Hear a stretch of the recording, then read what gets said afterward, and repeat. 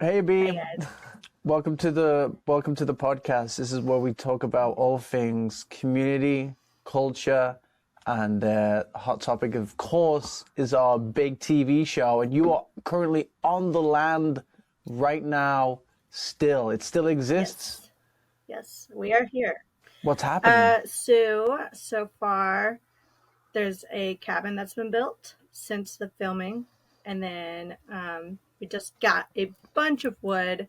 A sawmill like 2 miles away from us was closing and moving, and they were running a deal, and we picked up like almost 30 bundles, shared some with the neighbors, and we're ready for more cabins next year.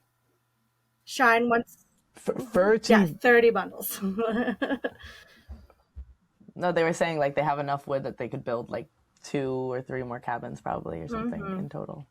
Wow. And what, Shine's already got dibs? Well, Shine wants to build like a bigger A-frame because Goat built an A-frame. She wants to build a bigger one so she could have like a community A-frame. So people that are guests or coming to stay here on the land, that her spot she kind of picked in the woods off the trails, like a decent distance, like not too far from kitchen, and also like kind of we got a arts and crafts bunker now, which is really sweet. Um, it's like this Wow. big, like 40-foot long container that someone's been donating like craft supplies to. So we have like tons of yarn, which is why I've been making That's hats. awesome. Tons of yarn. Yeah. Wow. Okay. So yeah, that's crazy. So that's a lot of wood, and so that's from the Amish sawmill or something Yeah. like this. And so you just got like a really good deal on it, or what was the Yeah, yeah, situation? they were doing like $50 a bundle, and then Swoop kind of talked them into a few other like deals where you got it down to 40 a bundle, and then you got a few for probably like $10 a bundle, like. Uh, And we got some like telephone poles. So like the Amish, like when they get land or they buy land, sometimes like there'll be telephone poles on their property, and they'll remove them and just like Oh, that's so and they just cool. like leave them, like have them like on the ground, and so like they sold them the telephone poles too, and so yeah, What are you guys gonna do with those? probably use them for like big building infrastructure, or like an idea that Swoop was thinking about was building a tree house that wasn't like nailed or anything into the an actual tree, tree. but like it's you have like supports on the outside. Built like around Yes, it. yeah, he was thinking like something like that. Oh, that'd be so Yeah. cool. And so you've got all the wood like on the tops right now, or how he's keeping it safe? It's a lot of Yeah, wood. so it's on top of the hill at the moment. We still have a lot of that black plastic left over from spoiler, the bunker burial thing, and um, that black plastic we're going to use to cover all the wood. So yeah, Nice. That's amazing. Yeah, so for context, I don't know if we talked about this in some of the other episodes, but like the group of people that you see on the land of Missouri in the TV show were kind of like people that volunteered to help build and start the project.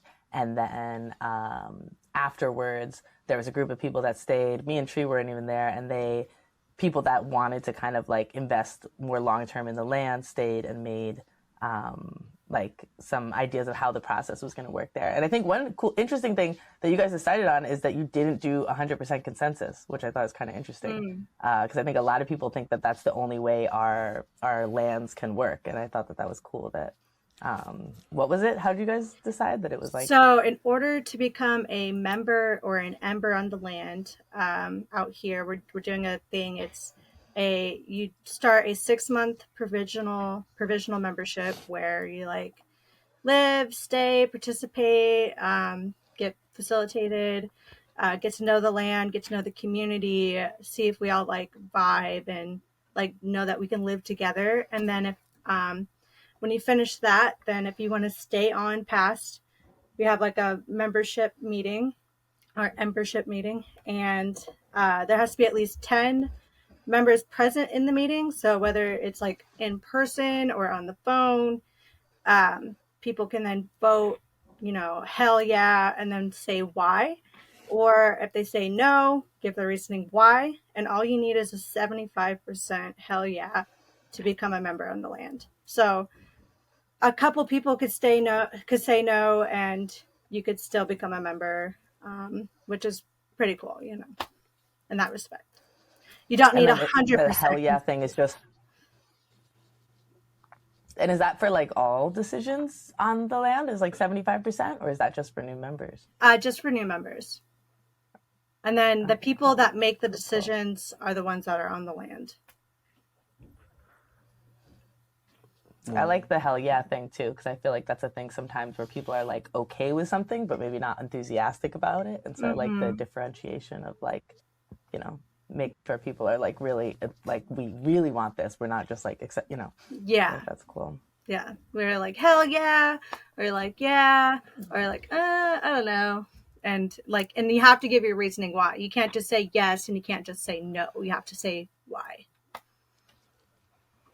And what were some of the other like the kind of like the vision of the Emberfield project that I know we like talked about it a lot during the building phase, but I think once most people left is when people sat down and like wrote down some like mission statement stuff for the land. So I don't have the council notebook here because Shine took it with her when she left, because some people, not everybody was like here at the moment. She didn't want it to get lost in the sauce or whatever. So, but basically the vision or the space is to become like a home for builders, creatives, people in the movement, families, and people that want to live sustainably, live together, live off the grid, grow food, share. We have really cool neighbors, and they throw potlucks and events all the time. So we go over there and hang out with them. And we started doing a thing like once a month here. We'll throw like a potluck on this side, and they'll come over. But it's like, it's not like, oh, cook something and bring it. Like, come here and cook it here, and then like do that kind of like feel the vibe that our community is creating, which is like we all come together and cook our food together in the same place. All right. I like it. It's like a different kind of potluck. That's cool. Yeah. Yeah, that's really cool. And then like a big reason why I guess we got the land in Missouri in the first place is because of the project that you and others have been involved with for so long in St. Louis. Maybe you want to give us a rundown on whatever the heck you guys are doing down there. Yeah, so in St. Louis, we have a group. We have a community. It's called STL, Ecovillage.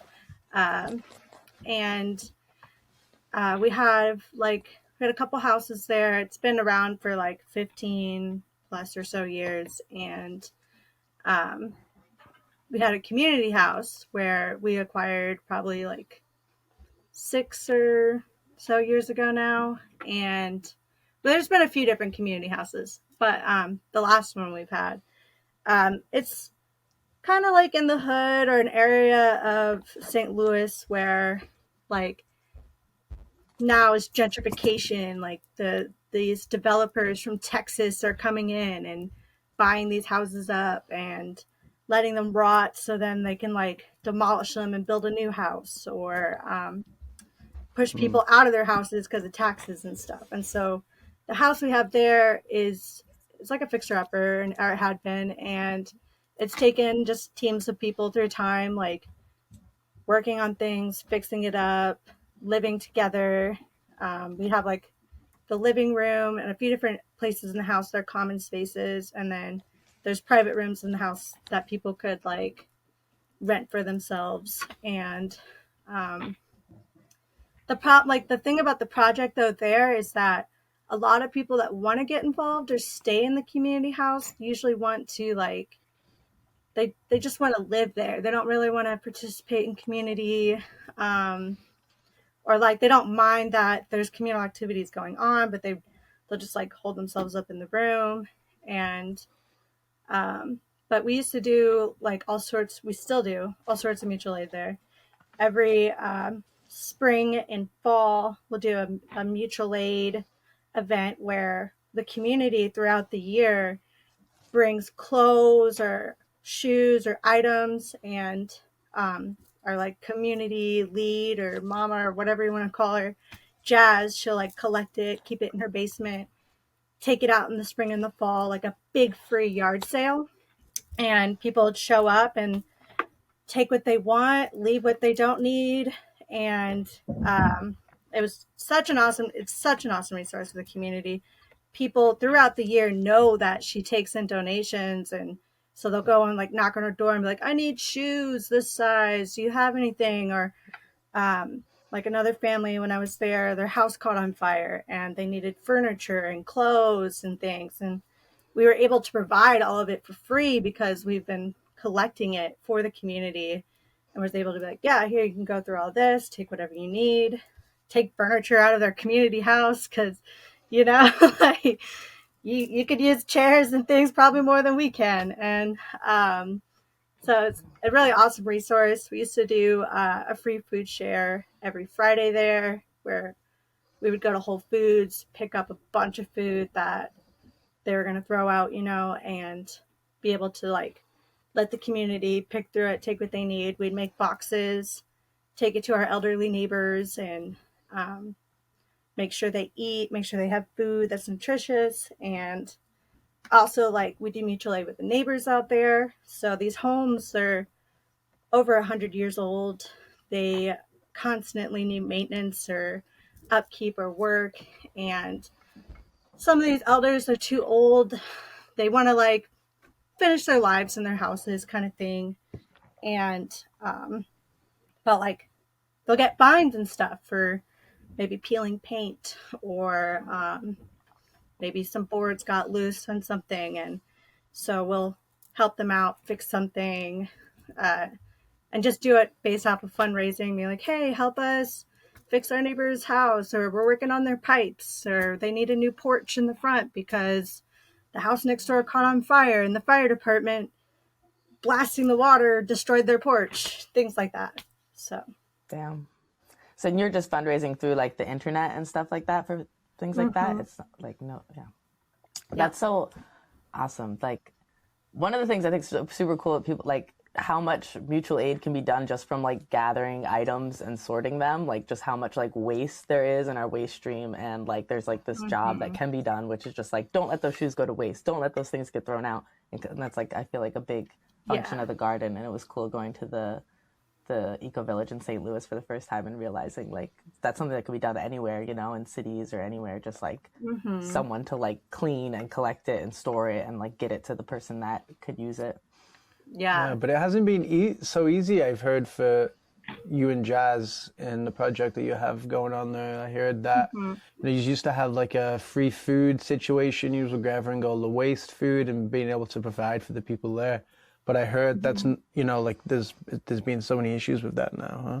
Yeah, so originally the food shares were created by, Jazz knows all the details a little better than I, but originally created by like this co-op of art houses and community houses in St. Louis that got onto the program originally for the food shares. And then slowly each house was losing their food shares because certain person or somebody in the community wanted to take that food share from their location and bring it to their location instead. So they would like show up to the shares and find some reason to report on them or find a way to get it taken away. And so like with the Ecovillage food share, this guy, he would come all the time and like try to find like, oh, there's a bad tomato in the box. Like, yeah, there's some stuff that comes from there is bad and we have to take it out and we compost it, but it's not our fault. And like or he would say some stuff would be out there more than 2 hours, you have to throw it away. But it'll be like a box of green bananas or like bread, stuff that can sit out more than 2 hours. Because people will come later in the day. They don't come right at 2:00 to get the food share. Like some will come at 5 when they get off work, or later in the evening. And most of it would get picked up, and so they just find little reasons to get it like taken and relocate it to a different like a church or another place where there's already a food share happening at, so now they're just like gathering more for their share, and they're like trying to tell the elders like, well, just get on the bus and go here to go pick up your food now. But they're like, I could barely even make it around the block to pick it up, so yeah, it was pretty tough for them. Yeah, that's what I thought. That's what I thought was so cool about your guys' operation, is that like you actually like delivered it to the people who really needed it, and that was so sweet and a really extra touch that made the waste cycle really get utilized in a loving way. It got so fired up when Jazz talks about it, like, because it's just like, what? Like, it's like literally people getting food to people that need it, and other people having a problem with it is just like so frustrating.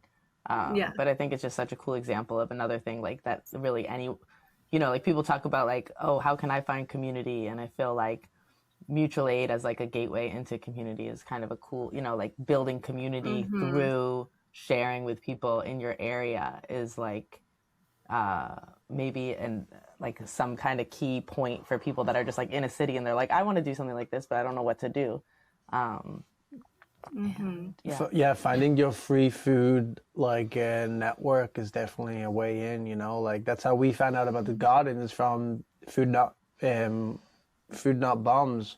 And so like different things like this, like you can plug into a lot of like-minded people, and Or I remember I was just looking, because I was spending time in New York City, and I was looking at what's like a Food Not Bombs chapter that I could help out with in this area.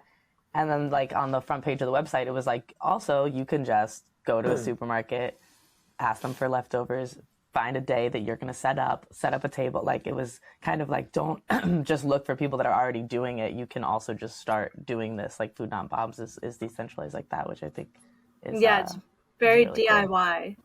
Like some things we would do in the winter, we'd do like winter outreach in the city, and like Jazz, she had a connection with Goodwill, and she could get a pallet of blankets for like $20, and oh my god, they'd be already washed, or maybe we need to wash some, but we would be able to go drive around the city, and we would do is we would load up like a van full of blankets.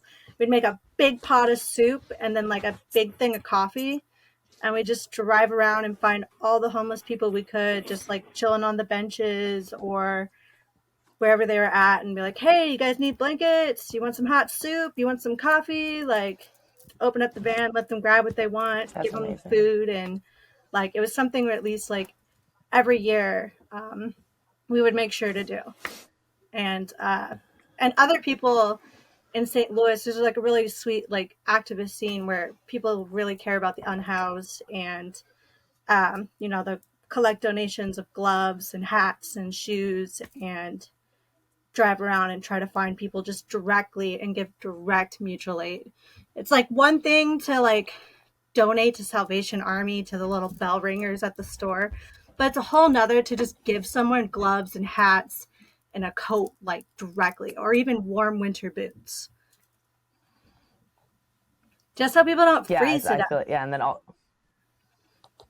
And then it just like there's no real reason. I mean, there's no real reason for that middleman, right? Like, I mean, why? Like, if everyone was doing stuff like that, it just creates more of this like personal, like, hey, I care about you vibe in like a whole community. It's beautiful.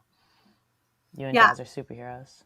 I've been one time I was backpacking in Oregon, and was like doing things like you could recycle water bottles and things and go put them in this machine and get money. And like somebody like drove by and was like, hey, you guys hungry? I got some vegan burritos. And they're just like driving around giving people burritos. So it's like, that's so awesome. Like there's like, seeing mutual aid happening like everywhere, not just like in an area. Like people all over practice it all the time, daily. And just love to see more of it. You just made me think of that awesome trash project you were doing in Missouri during this filming. I don't think they showed any of that, or maybe it'll come up, but I don't know. But it's like, but that was so cool. Abee was like processing all of our trash, or as much as we could. Mm-hmm. Did we ever? Are you still? What was the thing with the building a raft where we were like collecting water bottles? Yes. So, yeah, it was actually funny. I was just looking at the water bottle raft the other day. We have like one little pontoon made. There's still bottles over there. The weather's been pretty good. I'll probably like, so I had to do is like make sure there's no liquids in the bottle, take off the wrappers and like throw those away. Or what I was doing is shoving them into like a gallon container because eventually you can fill it up and make a plastic brick. Like once you get enough of them, like I found some like green mesh garden thing or something that it was like some fencing that we couldn't really use for anything, but I was like, we could make wraps with it. So, yeah, that'll probably be a more finished project later, but it was really fun. I love trash. Yeah, it could be like years and years of like just collecting water bottles in a little thing, and then season 2 council on a raft. Yeah, that's the only way to get them to show it. We just have to like fight on the raft. Yeah. We should have been fighting in the recycle area or something. Now we know. If we're having a fighting scene. It's like scream at each other over the trash or something. Yeah. Well, that's another fun. Yeah, we have to be so much more technical. That's another fun aspect about like city eco villages. So like a lot of us, we think a lot about like living in community or living off the grid or like living together. Like we think about like the countryside and whatnot, but like another really sustainable way of living is like, you know, there's already cities. We're already living kind of on top of each other. If we did more like co-housing in cities and lived together, you know, and shared meals in houses or grew food together in these spaces, like there's so much like resources in cities. Like you can hear the train. Like, yeah, you can hear the train, huh? The resources. Woo-hoo! I love the train. It's cute. The resources in cities are insane. Yeah. We have to like breathe every time the train goes by, remember? Oh yeah, that was our thing during the TV show. And then we were like, okay, we can't get anything done because the train came by like every 5 minutes. We're like, breathing is not sustainable at this point. Yeah, it's crazy. We bought land to film a TV show where there's a loud train going right by, and it's funny now. I can even hear and we're just talking. You know, I mean, it must have been so annoying for them. So funny. But yeah, we really wanted them to be taking the train in, but whatever. Anyway, what were you saying? Sorry. Resources in cities are so abundant. Like when in the show we show dumpster diving. You know, we're looking for food, but another really awesome thing to do dumpster diving is looking for building supplies. Sometimes you could look in like construction dumpsters or places where places are getting maybe gutted or cleared out, and you can find like reusable pieces of wood or building things. Like it's like we find roofing material, all sorts of stuff in construction dumpsters or dumpsters around the city, and that we've been able to actually like bring out in the projects here, or we've been able to use like directly there in the city. And so dumpstering is like so much more than food. It's like sometimes when houses get built, they use wood to like frame and like hold different boards or put things in place, and then they'll just rip them out and throw them away. And they're perfectly good, like 2x4s or things. They just have some nails in them. And so like trying to like also help mitigate waste in the construction world too is such a big deal. And I feel like, yeah, for sure. Yeah. Yeah. It's like, I feel like, it's like, you might think, okay, like I want to build a cabin, I'm going to go scavenge for resources. But if you've been scavenging as like your lifestyle and you've been collecting, and if you have a space to kind of collect, then it's like, then when you want to build something, it's like, oh, you probably have, you know, like, it's not like you're always going to find exactly what you need for what you want to do right now. But if you're like doing it as just like something that you're doing over time, then it makes it, yeah, that's why it's so like doing stuff at the garden is like, oh my God, there's like so many nicks and necks and everything is just like there because it's just been like gathering things for so long. And that's why I can't walk in my house because I'm a hoarder and I have it filled to the brim. The floor is covered in stuff. Every step I take, I trip over one finger and over. All for that one moment when I build something. It is crazy managing stuff. It is like, it's like, I feel like it's like, as much as I did like really awesome productive things at the garden, I also spent so much time just like sorting things. But it's like it is a job, but it's just like, sometimes it's just like all these materials that are just like everywhere is like, it's like an overwhelming amount. That's what I liked about the garden is the concept that they had like the scrap yard, so stuff that people had gathered but like was like, it's not really useful right now, but it might be useful later. We kind of like put it in this area, and like you could go check it out and be like, oh cool, like this metal pipe I could use as like an extension for like a project, or like screens to windows. Now I can take those screens off and cover up my water tank so that mosquitoes can't get in it. Various things like that. Yeah. Dude, yeah, the scrapyard. We just checked out this new old community spot. Well, not new, but old. New for us, old for there to be there since the 80s. And boy, do they have a scrapyard. It is wild. It is filled thick with metal, but they also have like a huge like wood storage section. It's amazing. And they actually have the welder. I don't know if you know, at the garden there's so many forge. people. Oh, the forge. Oh, sorry. No, the forge. You know, there's so many people coming like to the garden like, I want to make a blacksmith forge. And it's like they actually have it there. But it's in New York. Do you meet that guy, Rob, or something? Do you know? Never mind. Whatever. He was at the garden gathering. Or no, he was there right before. Maybe you missed him. He's been trying to get people up at his place in New York for a while, so we went and checked it out. And I was for some reason I was like stalking your Facebook page, getting ready for the thing, and I saw that you were in upstate New York not too long ago. You were up here. You were at the waterfalls.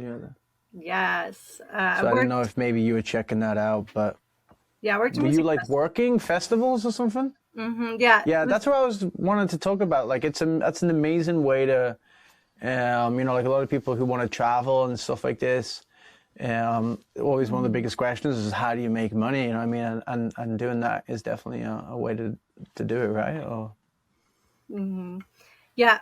And it's also cool too, because when we traveled for the music festival circuit, we did like a carpool rideshare, and we rode with like the truck and the trailer to like the different events. So like, we didn't have like multiple vehicles driving. We kind of like had 5 of us in a truck and like would go to an event, set it up, do the thing, break it down, drive to the next one. And so it was pretty fun. And how'd you get involved with that? Do you have to know a person or what's... Yeah, kind of. A few years back, I've always kind of worked events and done like gig jobs like that. I've done like Oktoberfest and like worked for a German food truck and just various like things like that. You know, you can find jobs off Craigslist, and that's how I originally kind of made my foot in the door. And then I had a friend, one of our friends, Magic, hit me up one time and told me about this particular food vendor, and been on it ever since. So. Oh, nice. That's easy. Yeah, I remember seeing you at a festival. We were like pulling out because we were actually there at the festival, and then you were pulling in, and it looked like you were going to look for a lot of trash. Oh, and, yeah. It's another great way probably to get resources too. Yeah, that was like a year or 2 ago. Electric Forest. That was pretty fun. To tell you guys in your band. Yeah, we were like, hey, it was Electric Forest, I think. Yeah. And then we went to go raid the campgrounds. It's like so many people abandon so much stuff. It's wild. So much. Yeah, I was looking in my stalking as well. I noticed that your inspiration for organic farming came from like a community garden or something like this. when you were Yes. younger? So originally I got involved with like organic gardening I went to like, I did college with a friend for like 6 months. And while I was there, I was like into the environmental programs and whatnot. And I still didn't know exactly what I wanted to do with my life. And then I joined a couple garden clubs and like loved it. I was like, these people are teaching me free ways to garden, or like just they're not like, I don't have to pay to learn this information. Like I could just show up and be in this club, or like go to these events, learn how to garden, learn how to do it organically. And it was like really inspiring. And then at the same time, like in these environmental classes I'm taking, I'm learning about like these different environmental like protests and things that were going on. And at the time, that was like the hot topic was the Standing Rock, like no Dakota Access Pipeline fight. And at first I was learning about it in a classroom, and I was like, whoa, these people are actually out there right now on the front lines, like physically trying to stop something or trying to create a change without like trying to go through the avenues of like in a classroom or trying to do it through a job. They're just out there doing it. And it was really inspiring. And I had a friend who I was like working with that one day she like went out to a protest for a weekend. I covered her shifts. She came back and she's like, I'm going back. I'm quitting my job. You should come with me. And I was like, okay. Like packed my bags, got in the car Wow, with hell her, yeah. left. And that was like my journey into like learning about like travelers and the traveling community. And like I already knew how to backpack and all those things from like scouts as a kid. So like getting to like fully integrate, being like, wow, I can actually live my life in a backpack and like stand up for things, or like use my voice, or like try to actually create a change directly instead of trying to go through these different avenues of like trying to like, you know, get a job to try to change things. Because in the scheme of things, getting a job is, it's, you're working for somebody else, you're on somebody else's agenda. And it's just like not feasible. Yeah. You know. And Hell so yeah. yeah, I lived in like And direct action. ditch. Oh, sorry. Yeah, direct action. Living in a ditch on the side of the road and with complete strangers you don't know. We have a community kitchen. We have all these different things that I later learned about, like, you know, in the intentional communities. I met people from Dancing Rabbit out there that, you know, live in community, and this like woman who is like, I'm the kitchen mama, I hold down the kitchen. And it's like, whoa, this is like a whole nother world I've never seen or experienced, and absolutely loved it. And became my life for quite a while. Hell yeah, that's such an awesome story.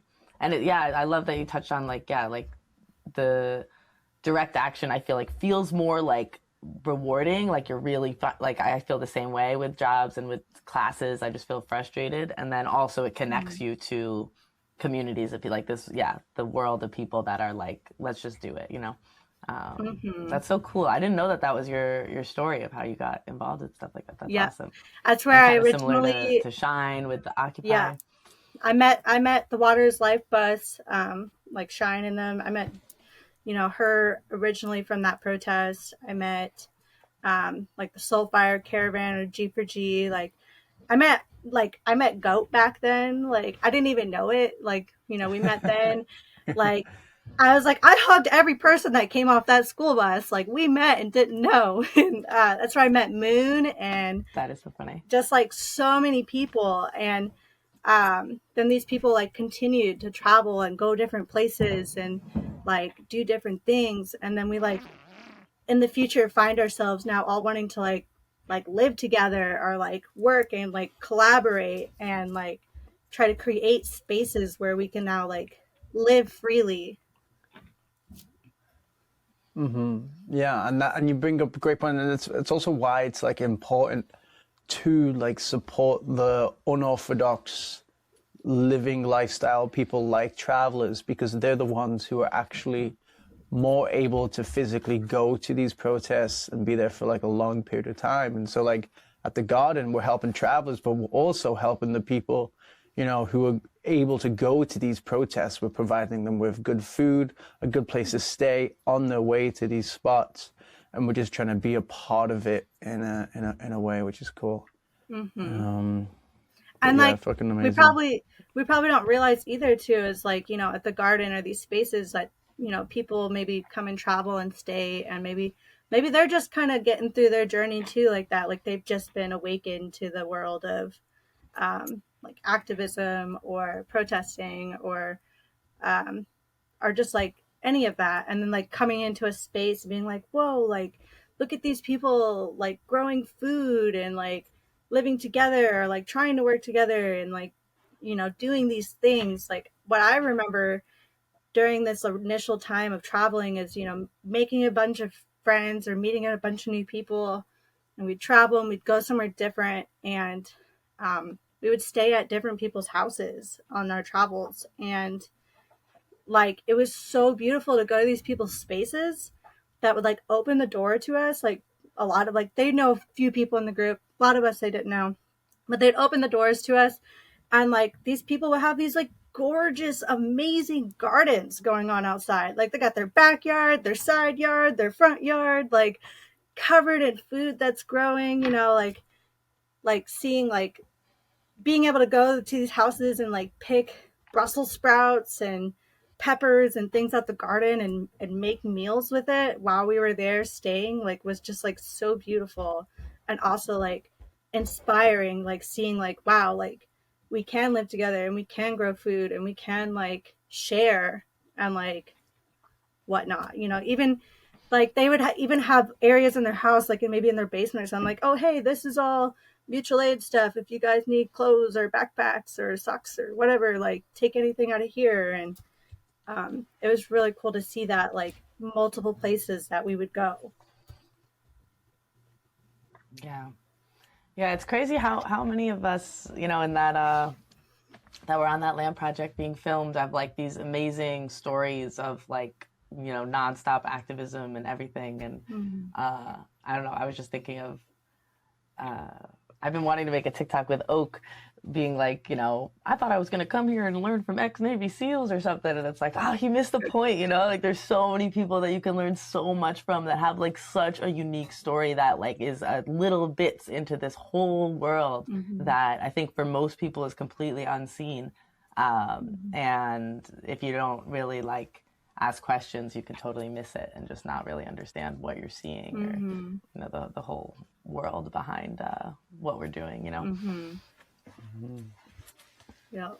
But what you've been mostly making at Emberfield, there hasn't been much food though, but I saw some wine production going on, you know, I like that. Oh yeah, with the autumn olives. Yes. How's that going? So that first batch of autumn olive wine we made is done, and the guys have drank it, or like drank some of it, and like they they love it. They said it was. Are there There's still autumn olives out there. Like you could still pick them and still eat them. Wow. And wow. They said it was like the best tasting wine that they've had. So wow. I took a little amazing. sip. It was pretty good. I was very surprised. Wow. Yeah, I love the taste of autumn olives. I can imagine it making like a really like fine tasting alcohol. That's really cool. I think that's why what people usually do with them too. I remember whenever Snacks was telling us like what people do, and he was like, yeah, wine, because they're not that nice edible, but wow, that's awesome. Yeah. But it's probably a labor intensive process, right? Because they're so tiny, you gotta like pick a bazillion. Yeah, kind of. Yeah, like okay, so one day we were all having a phone meeting and we were like, yeah, let's do something with our time. So like the three of us took like buckets each, and we're like grabbing as many berries as we could, like just like sliding them off the branches in the buckets, and like we got like 3, almost 4 gallons of berries within like an hour or 30 minutes. Wow. You know? So and nice. It was pretty fun. We just like then picked out the leaves and sticks and smashed it up, and I mean, it's a process to make wine, but it's not so bad when you have a few friends and we're all like kind of on that same little mission to get it done. And so like now It's so cute that we have like inside of here, we have like, there's a bucket that's almost done from the dumpster. We have a dumpster medley and we have 2 brews of persimmons going. It's like 2 7-gallon jugs of persimmon wine. And we have 2 carboys full of pineapple. We dumpstered a bunch of pineapples, so we made pineapple wine. wow, nice. And so Amazing. the dumpster wine's almost happening. done. It's almost finished. And then we'll be starting like a round, I guess, of apple and pear here soon. We just gathered a bunch of apples and pears. So. Oh, right. Because over at the neighbors, they're growing a ton of fruit, right? Yeah. Yeah. The neighbors and like That's some like, amazing. what a really cool thing is about the countrysides is there's a lot of old like apple trees or fruit trees that have been planted or forgotten about.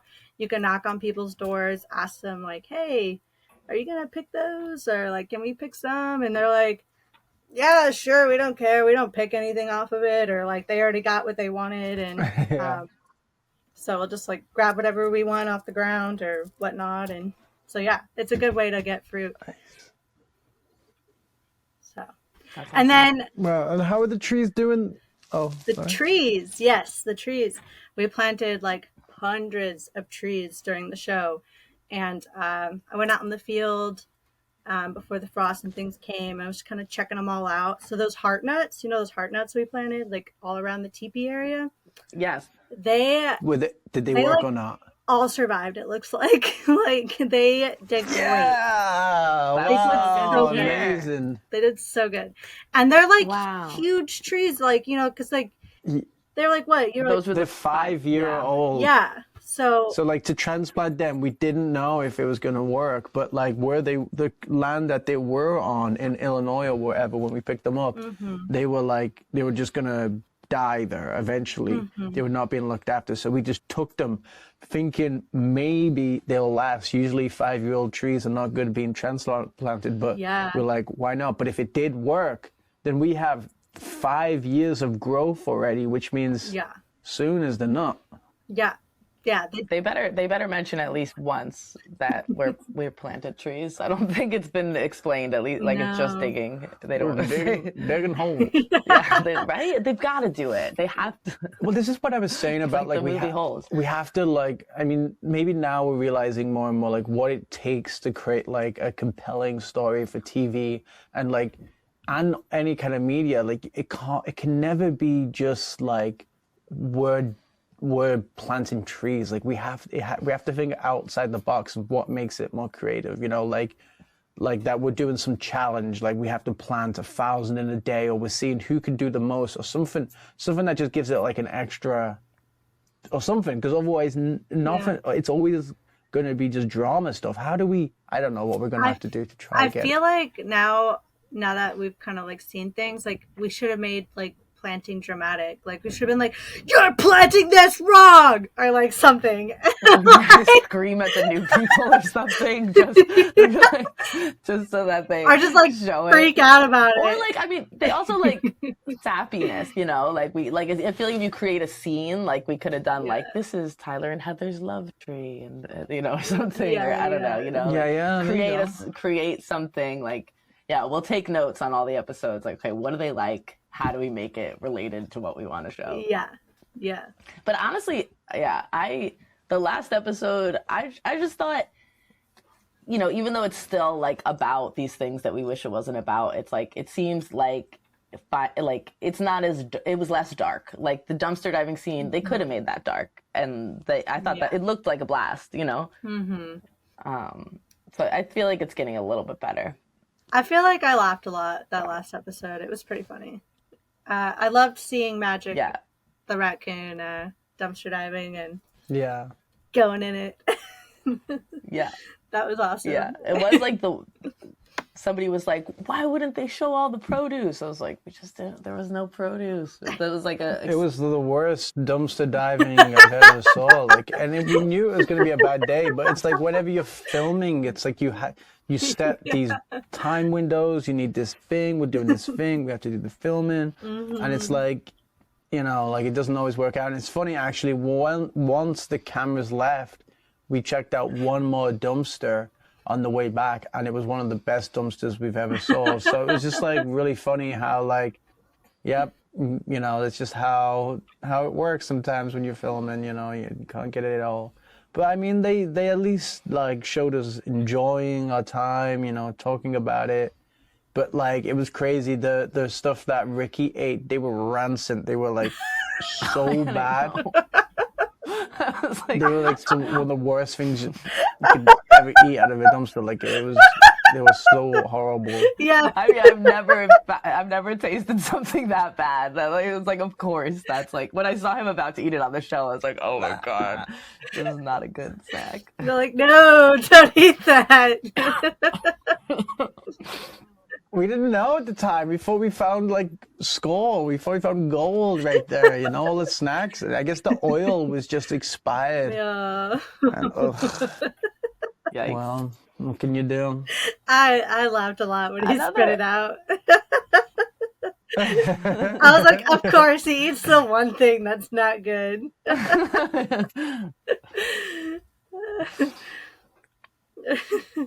I liked also, I think like the conversation that happened at the end with Tyler and Tree, it was hilarious for one, and also I think it was interesting to me because I feel like, okay, so that need that Tyler is expressing of like having this idea of like him and his wife own land and people can come stay there, but it's like their land. That's like not the craziest idea. Actually, many people that want to start land projects imagine that that's how it would work. But because they've kind of set everything up with this like people on land, and if there's any leadership, then it's evil, and then it's a cult, and then it goes to that scene, it's like, I feel like it kind of made like a viewer who maybe like even had that idea of how a land project could work, all of a sudden see it in this context of like, wait, that's what a cult would be, you know? Yeah. I thought that was a really interesting topic that, you know, through the drama somehow conveyed, you know? Yeah, maybe I made a mistake by saying it's a cult, but like the part of what it was, I saw it as like dangerous, is that he was specifically talking about like, you know, like in a prepping kind of like situation where there's vulnerable people who are coming to your land in need, and then like you are the overlord, which like puts it in a really weird situation where these people are vulnerable and you have an extreme advantage over their whole existence. And so like I just saw that as like really strange, and but like I also wanted to convey like to the audience how much we are not a cult. Like it's just so like weird that like, you know, being trying to be leaderless is the cult, you know. Like this was more of a cult, what he was describing, than what we're doing, and I was just kind of, maybe, I don't know, did I fuck everything up? No, I think it's a great turnaround point. I think it's really awesome. The screen froze. I can't hear you guys. All right. Well, Abee is gone. Let's see. Maybe she will come back. But no, I thought it was great. I think it really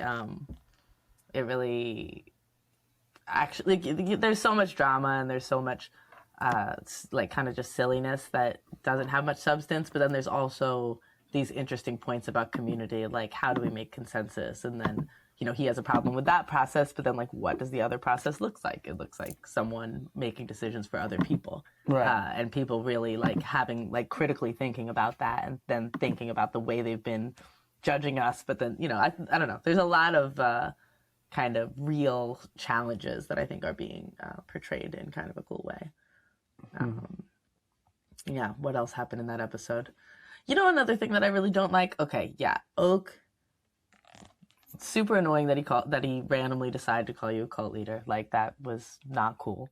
And I think that he didn't even realize. I thought you brought up a really good point. Like he kind of just did that as this dramatic exit, but it's like, you know, that's a real accusation that affects your life. And I thought that was really good that you said that to him. What I don't like, what I'm seeing online now, is that it's like people who consume media seem to just need someone to hate. And it's like, I saw so much hate about us. And since the last episode, everyone's like, I hate Oak. And it's like, I wish people could support us and talk about what we're doing without finding a new target. Like, it seems like we're in the clear when there's someone else to hate.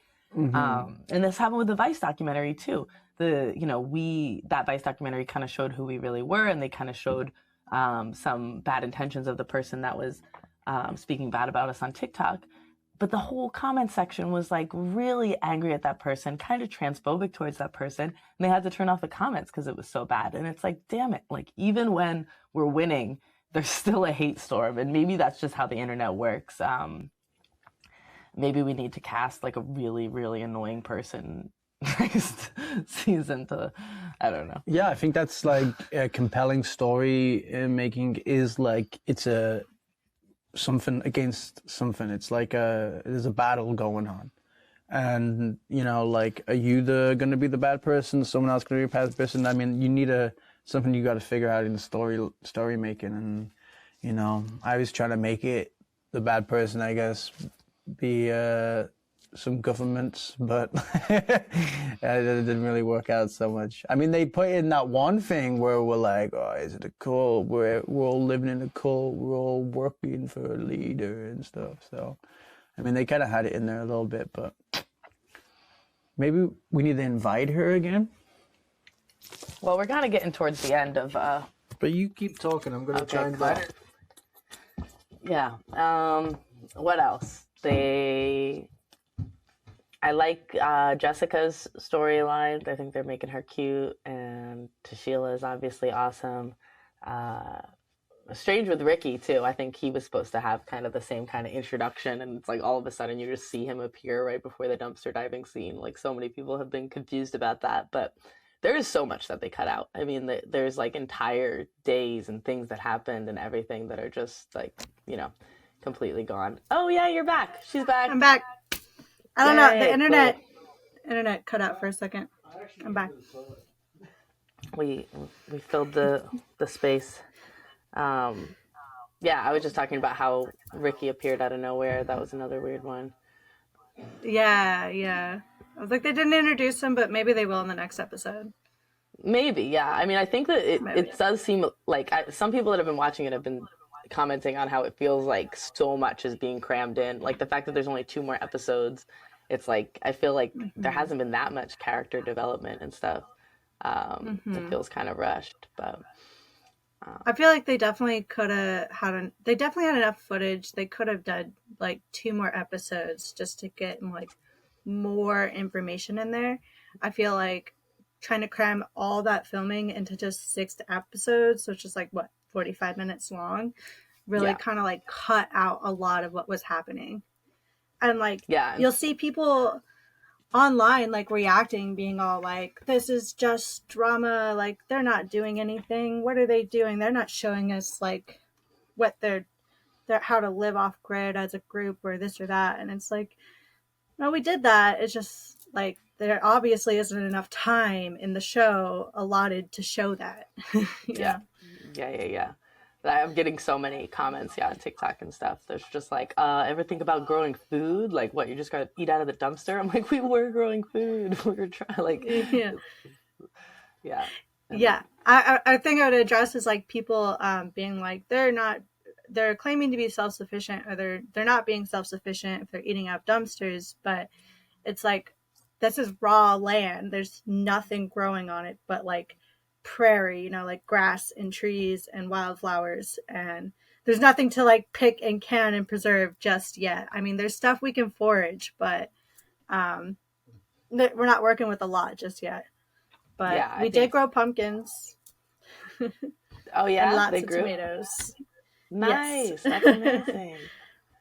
That's awesome. So we planted pumpkins in one of the disturbed areas. I don't want to give the spoiler yet on where, but we planted a bunch of pumpkins and they grew, and we had a bunch of tomatoes and like marigolds, and we had okra, and we had beans and peas, I actually did get to eat a couple raspberries off some of the raspberry plants we planted during the filming, which was awesome. Nice. So We got raspberries? yeah, we got raspberries. We had some this year. Whoa. What do you think is like some of the next like big projects for the land? Like a pond or like a cow or...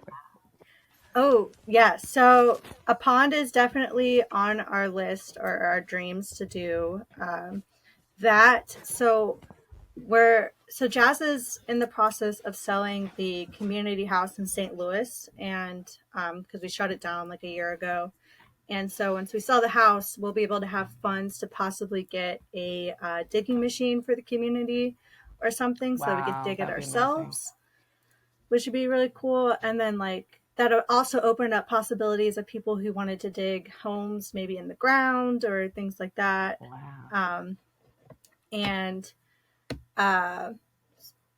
So like a pond's on the radar, cabins are on the radar, more food growing, it's definitely on the radar. Expanding it this coming year. And what else is on our radar? Finishing like more touches on the kitchen. You know, if we get a pond dug or like getting it dug, we'll be able to like gather clay from that, because the soil out here is rich in clay. That we'll be able to make a cob oven eventually, which would be really awesome. Because our neighbors, they like have pizza nights and they use their cob oven, and it's like so fun and so exciting. We want to do that too. Yes. Yeah. Nice. That's amazing. Yeah. And yeah, pond is and more like... tree planting. And more planting. Always. Any more burning? Never done. Yes, we need to do that too. We're thinking in the spring we'll have a gathering where we'll do like a burn and planting party. Oh, wow. That sounds exciting. Mm-hmm. Yeah. Oh, my gosh. It's crazy how many people from the area keep messaging me because they put the area on the TV show. And they're like, hey, I'm from there. I want to come check out the spot. I'm like, maybe a gathering. Hopefully we've had like different cars or vehicles like slowly drive by the road like where we are. We've actually Swoop encountered someone coming up the drive one day and was like, hey, I'm a local, I saw you guys on TV and I want to drop off a forge, which is like cool. Like, yeah. Wow. And let's get your number. We haven't contacted them back yet, but we got their number, and so we'll hit them up sometime and figure it out. That'd be really awesome. Yeah, it's one way to alert the local community about your new project, is just go on television and give us your resources. Everyone's like, cool. Yeah, I've gotten some really like people that are just genuinely curious, or they're like, I'm in the plane. Are you talking to the Amish people? Are you doing this? Or yeah, they're like, watch out for. I don't remember, something about hunting. What I think is interesting about this area is the people, I feel like in this town, like intentional communities aren't like something new to them. It's something they're kind of like, they know about or have like seen through the years, and like there's like a few different communities out here. It's not just like us.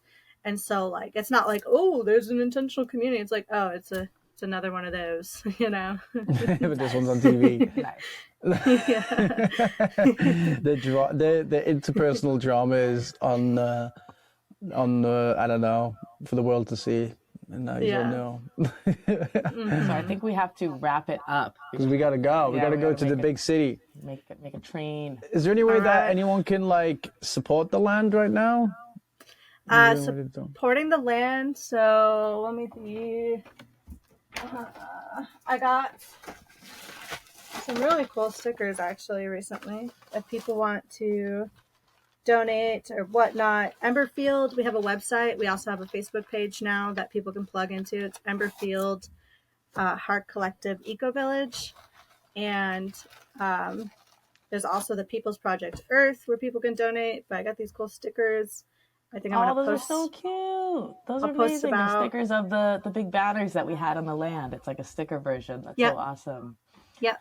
That's amazing. So I'm gonna send a few to our artist that made it, which is Jade Green, and then maybe like we'll do a little fundraising with some stickers and whatnot. And how can they? So that will be on the Emberfield website, or is there a way to donate for the Emberfield website? There might be. I'm not 100% sure. Okay. Well, whatever. There's a website. Well, check out the website. Connect on the Facebook group, and I'm sure there's ways to figure out how to donate on there. But we'll link everything in the description of this video so that people can do that. And like the Share the Land Trust. Are you still selling? Are you selling crochet tops right now? Yeah, I sell tops, hats, earrings. Like here's right now I'm wearing some. These are some oranges. My signature are the cherries. People love the cherry earrings. Like everywhere I go, you get a million compliments on them, and I can never have enough inventory of them because people are like, Amazing. I want that. Is there they're so unique. Is there any way for someone to find them online? Yeah. Or? So you can follow me on Instagram or Facebook. It's Abee Trillz, and then my craft page is Abee's Lovecraft, which I also have linked on my page on on my Instas. Yeah. Boom. Boom, boom. Thanks, Abee. Yay. Yeah, I love you guys. Love you. Safe travels. Great chatting. All right, we'll see you soon. Yeah. Bye, Have fun. babe. Bye. And we're gone forever.